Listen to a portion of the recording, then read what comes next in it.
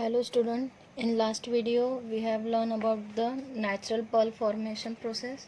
Okay, and that we have seen about its three layer, that is first one is periostracum, second is peristematic, and third one is a nacrous layer.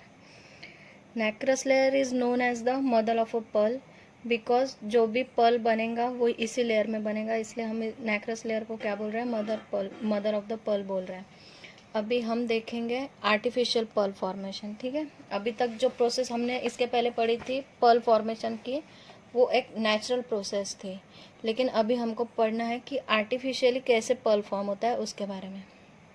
Okay, so although a pearl industry establishes on the natural pearl formed by the oyster in a natural condition, but an artificial device to insert the nucleus as a foreign particle in a shell of an oyster has proved the useful for the production of pearl in a large number. Okay, so it is a natural process. Although pearl formation is a natural process, but by an artificial device, एक artificial device insert करके as a nucleus, as a foreign particle where in the shell of a oyster, okay, has proved the useful in the production of pearl. एक artificial device को as a nucleus, okay, as a nucleus use करके हम oyster के shell के अंदर insert कर रहे हैं, उसके बाद उसका pearl formation हो रहा है. okay, so the whole process is complicated and time consuming. कम से कम एक पर्ल बनने के लिए 3 से 4 साल रखते हैं, इसलिए ये प्रोसेस कैसे कॉम्प्लिकेटेड भी है और टाइम कंज्यूमिंग है. कॉम्प्लिकेटेड इसलिए है क्योंकि बहुत बार ऐसा होता है कि ऑपरेशन, जैसे हम नेचुरल नहीं है, हम आर्टिफिशियली फॉर्म कर रहे हैं, तो आर्टिफिशियली फॉर्म करने के लिए ऑयस्टर के ऊपर ऑपरेशन करना पड़ेगा. तो बहुत बार ऐसा होता है कि जो ऑयस्टर होते हैं वो स्ट्रेस हैंडल नहीं कर पाते हैं, उसके वजह से ये कॉम्प्लिकेटेड भी है और टाइम कंज्यूमिंग भी है. So this is performed by the following stages. The 5 stages are including in this. First one is the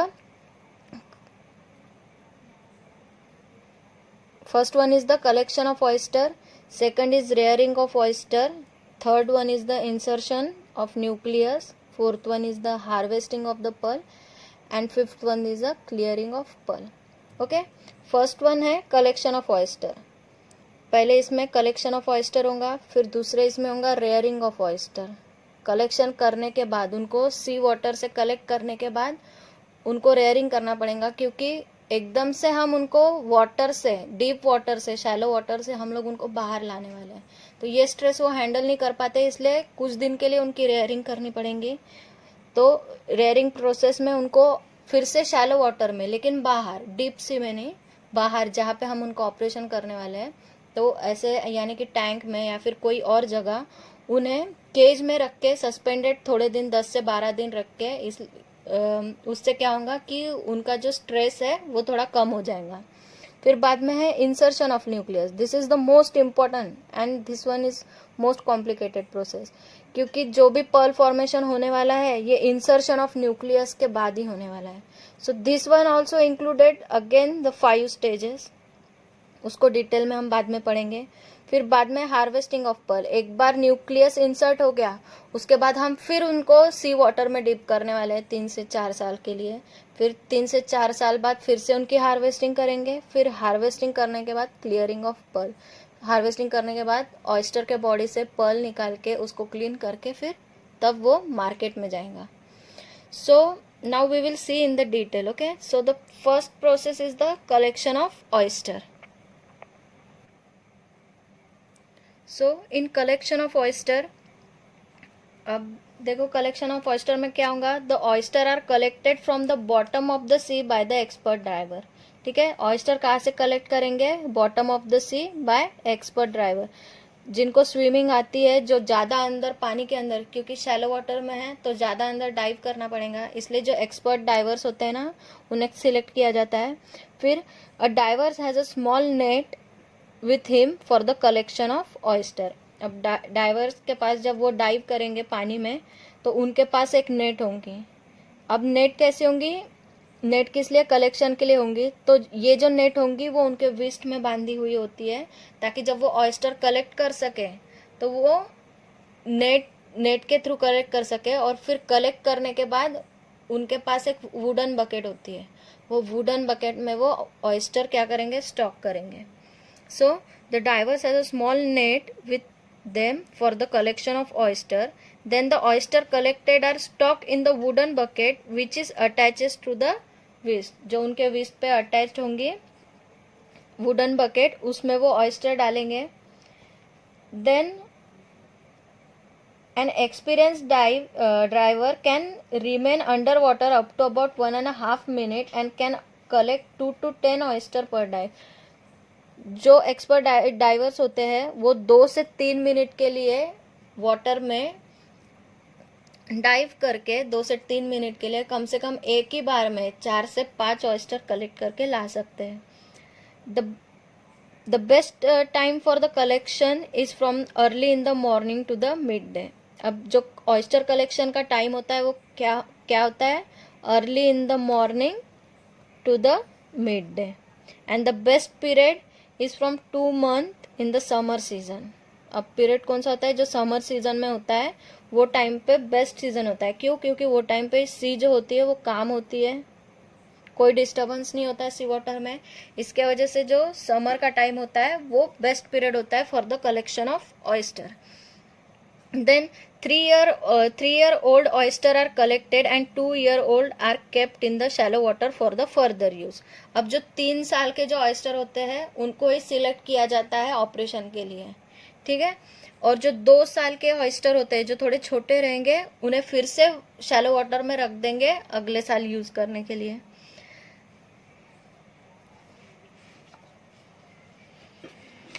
Thus the whole collection oyster are stored and stocked. The oyster of the same ages group are segregated and the 2-year-old are kept in the shallow water for the further use.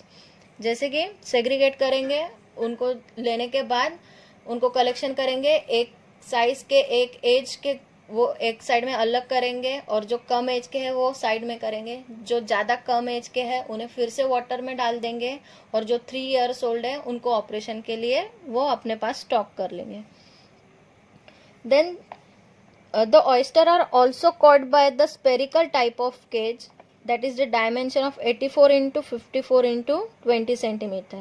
अब diverse के साथ साथ अगर diverse नहीं है available तो एक coating cage होती है उनके पास जिसका डायमेंशन इतना होना चाहिए. इतने डायमेंशन वाली केज वो वाटर में सस्पेंड करके उसे थोड़ी देर बाहर रख के वो उसमें ऑयस्टर कलेक्ट करते हैं. So the cages are suspended at the deep of the 6 meter from July to November. अब क्या करेंगे, जो केज होता है उसको वाटर में सस्पेंड करके रखेंगे कितने, जुलाई से लेके नवंबर मंथ तक. The collection of oyster are now transferred to the rearing cage. अब फिर ये सब प्रोसेस होने के बाद, एक बार ये सब प्रोसेस हो गई, उन लोगों ने कलेक्ट कर लिया ऑयस्टर, उसके बाद नेक्स्ट प्रोसेस चालू होंगी, that is second one, that is the rearing of oyster. Now we will see about the rearing of oyster. So the collected oyster are stock in the rearing are stock and rear in the special type of cage called as the rearing cage. Now the collected oyster are stock in a special type of cage. एक special type of cage में उनको stock करेंगे. वो cage को क्या बोल रहे हैं, rearing cage बोल रहे हैं, ठीक है. These cages are almost similar to those of the collection cage except that they are further divided into 4 to 6 chamber and lack the diagonal subdivision. अब ये डिवाइड, अब जो केज रहेंगी वो 4 to 6 स्मॉल चेम्बर में डिवाइड रहेंगी and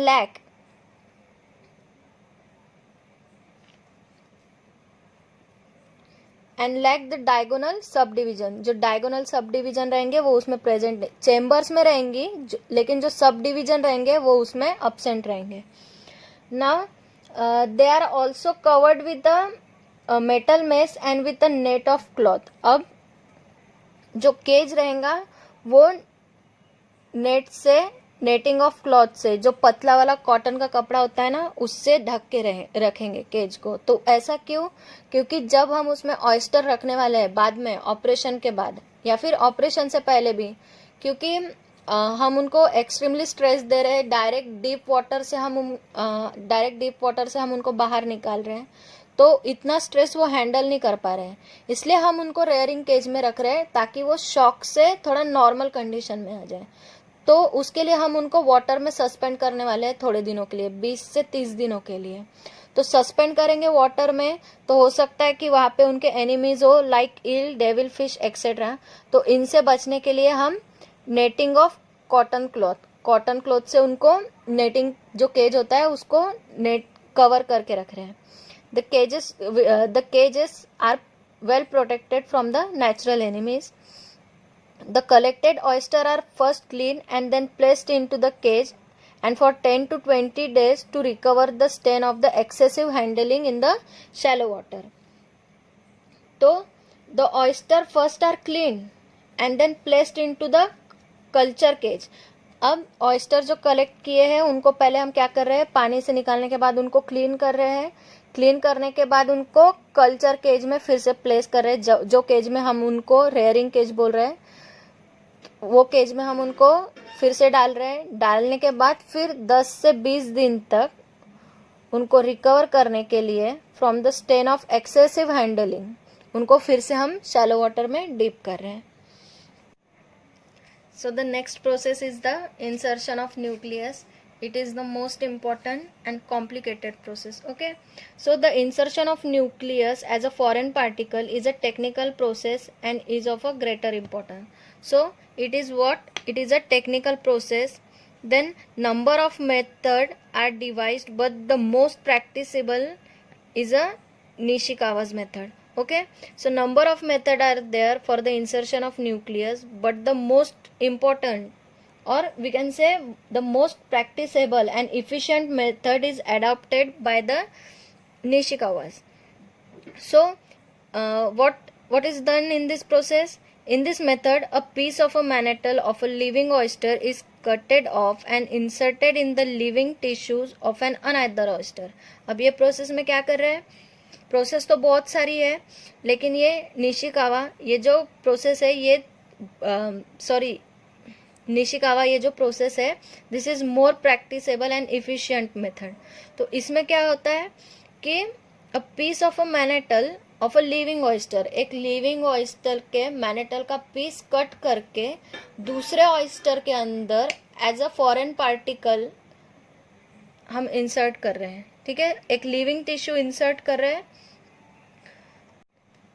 the following step are performed in the insertion of nucleus. The first one is fitness of oyster for operation, then preparation of graft tissue, then next one is preparation of the nucleus, then next is the insertion of nucleus, and last one is the post operational care, and this is the most important. Okay, so first is the fitness of oyster for the operation.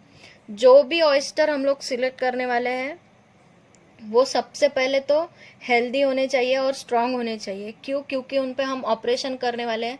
अगर week वाले हम लोग लेंगे तो वो ज़्यादा stress handle नहीं कर पाएंगे और ये प्रोसेस नहीं हो पाएगा। उसके वजह से fitness is a most important. Then second is the preparation of graft tissue. जो न्यूक्लियस हम लोग ऑयस्टर के अंदर इंसर्ट करने वाले हैं, तो उसको रखने के लिए हमको जगह बनानी है, तो उसके लिए हम ग्राफ्ट टिश्यू का यूज कर रहे हैं। तो सबसे पहले हमको ग्राफ्ट टिश्यू बनाना पड़ेगा, किस लिए? न्यूक्लियस प्लेस करने के लिए। Then next one is a preparation of nucleus. अब ग्राफ्ट टिश्यू होने के बाद क्या हो रहा है, प्रिपरेशन ऑफ न्यूक्लियस कर रहे हैं। Then next one is the insertion of nucleus. अब ग्राफ्ट टिश्यू भी प्रिपेयर कर लिया, न्यूक्लियस भी प्रिपेयर कर लिया। अब ये सब करने के बाद न्यूक्लियस को ऑयस्टर के अंदर इंसर्ट करना, ये हम देखेंगे इंसर्शन ऑफ न्यूक्लियस में।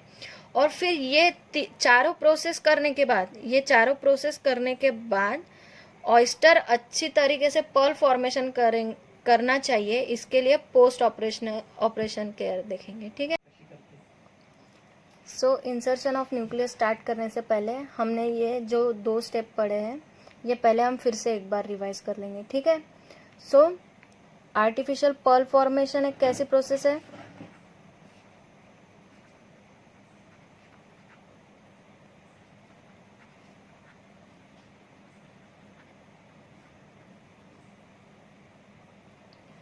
पर्ल फॉर्मेशन ये तो सबसे पहले एक नेचुरल प्रोसेस है, लेकिन इसको आर्टिफिशियली परफॉर्म करने के लिए हम क्या कर रहे हैं, artificial device insert the nucleus as a foreign particle inside the shell of a oyster. Artificial device inserted the nucleus as a foreign particle inside the shell of a oyster. Okay, so now this is a complicated and time consuming process. It is a complicated and time consuming process. Operation कर रहे हैं इसलिए complicated process है. Okay, और कम से कम हमको 2 से 3 साल लग रहे हैं, इसलिए it is a time consuming process. Then it is performed by the 5 following stages. 5 stages है इसके. First one is the collection of oyster. Next one is the rearing of oyster. Third is the insertion of nucleus. Fourth one is the harvesting of pearl. Fifth one is the clearing of pearl. इनमें से हमने अभी ये 2 process पढ़े, तो इसमें से first है collection of oyster.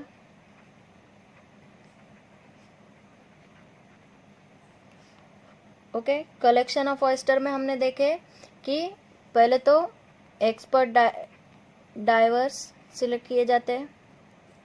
Driver select करने के बाद उनके पास क्या होती है, स्मॉल नेट होती है for the collection of oyster. फिर ऑयस्टर कलेक्ट करने के बाद वो कहाँ स्टॉक करते हैं, वुडन बकेट में. वुडन बकेट कहाँ स्टोर होती है, उनके रिस्ट पर.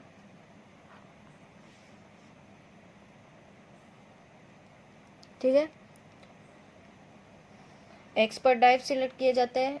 डाइव सिलेक्ट करने के बाद क्या होती है, उनके पास स्मॉल नेट होती है. स्मॉल नेट से जब वो ऑयस्टर कलेक्ट करेंगे, कलेक्ट करने के बाद उसको वुडन बकेट में डालेंगे, और वुडन बकेट क्या होती है, उनके विरिस्ट में बांधी होती है. सो ये सब करने के बाद जो एक्सपर्ट डाइव होते हैं वो एक बार में कम से कम 2 से 3 मिनट, जो एक्सपर्ट होते हैं, एक्सपर्ट डाइवर्स होते हैं, वो कम से कम 2 से 3 मिनट तक पानी में रह सकते हैं, और एक ही बार में कम से कम वो 4 से 5 ऑयस्टर कलेक्ट करके ला सकते हैं. So next one is the best timing. Timing कब से होता है, timing is from early morning to the midday. सुबह से लेके दोपहर तक. ओके, सुबह से लेके दोपहर तक ऑयस्टर कलेक्ट करने के लिए बेस्ट टाइमिंग होता है. और पीरियड कब होता है, 2 मंथ इन द समर. क्यों, क्योंकि वो टाइम पे सी जो होता है वो काम होता है. इसके वजह से कौन से पीरियड में होता है ये, 2 मंथ्स इन द समर होता है. Then only the 3 years old oyster are selected, and the 2 years old are kept back in the shallow water for the further use. Okay, they are not selected because they are not suitable for the further operation. उसके वजह से 3 year के जो oyster होते हैं वो select करते हैं, और जो 2 ईयर्स के होते हैं उनको फिर से वापस पानी में रख देते हैं. अगर एक्सपर्ट डाइवर्स नहीं मिल रहे हैं, तो एक दूसरी और एक प्रोसेस है that is the special type of cage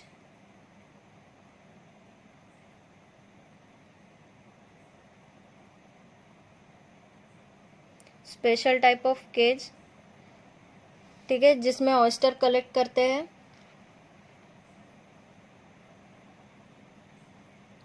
जिसमें oyster special type of cage है जिसमें ऑयस्टर कलेक्ट कर रहे हैं, तो उसको कौन से मंथ में, फ्रॉम जुलाई टू नवंबर पानी में सस्पेंडेड रखेंगे।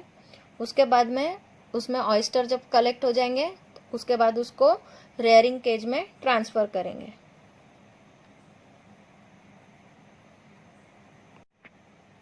So next process we have seen is the rearing of oyster. Okay, in this process the collected oyster are stocked and rear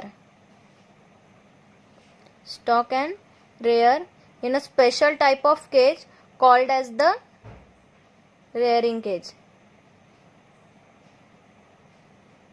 oyster collect करने के बाद उनको एक स्पेशल जगह पे रख रहे हैं, एक स्पेशल केज में, तो वही केज को क्या बोल रहे हैं, रेयरिंग केज बोल रहे हैं।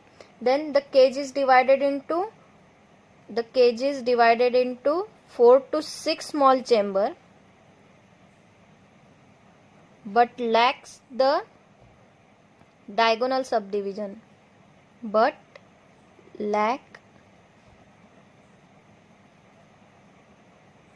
Diagonal subdivision. सपोज एक केज है, ठीक है, तो यहाँ पे कितना 4 से 6 ऐसे स्मॉल चेम्बर्स रहेंगे, लेकिन जो डायगोनल सब डिवीजन, जो ऐसे डायगोनल सब डिवीजन होते हैं वो एब्सेंट रहेंगे। Only the small chambers are present in this type of rearing cage. The cage is covered with the net of cloth. अब ये जो केज रहेगा ये कवर किससे रहेगा, द नेटिंग ऑफ क्लॉथ से ये कवर रहेगा, ठीक है, कवर विद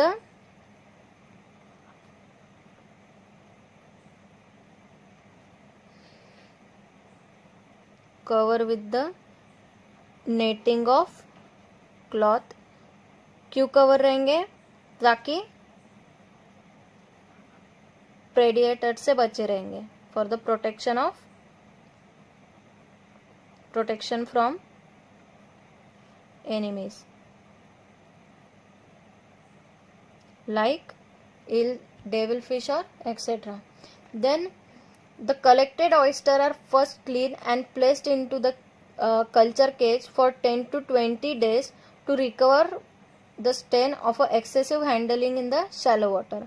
अब जो collected oyster रहेंगे, जो ये केज से जो हमने पहले ऑयस्टर जो कलेक्ट किए हैं, तो वो ऑयस्टर कलेक्ट करने के बाद पहले collected oyster are clean and then placed in the culture cage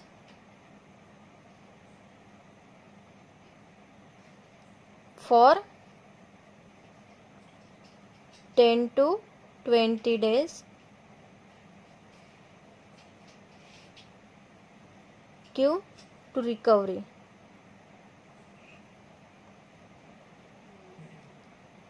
recovery करने के लिए उनको कल्चर केज में रखा जाएगा। कितने दिन के लिए, 10 से 20 दिनों के लिए, in the again shallow water. Now third one is the insertion of nucleus.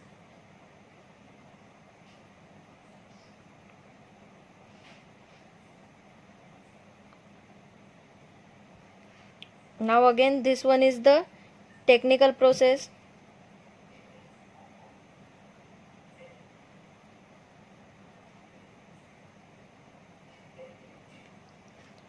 There are number of method are present, or the number of method are practicable, but the most efficient method is by the Nishikawa's. अब ये method में क्या होता है, there are number of method practicable, but the most important and efficient method is practiced by the Nishikawas. In this method, a piece of a mannetol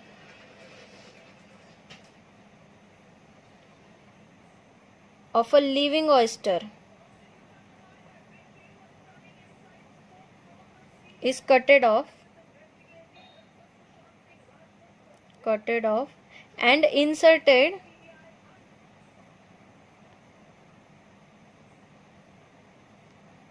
in the another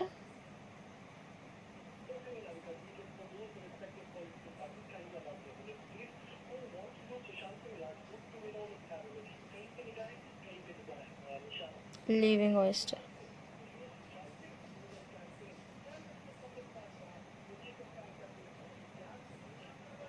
Okay, a piece of a mannetol of a living oyster is cutted off and inserted in the another living oyster, and this also consists of the following 5 steps.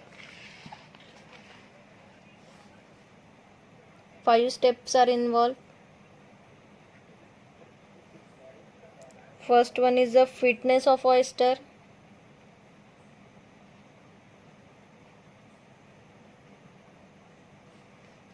Then second is the preparation of graft tissue. Then next is the preparation of nucleus. Then next is the insertion of nucleus.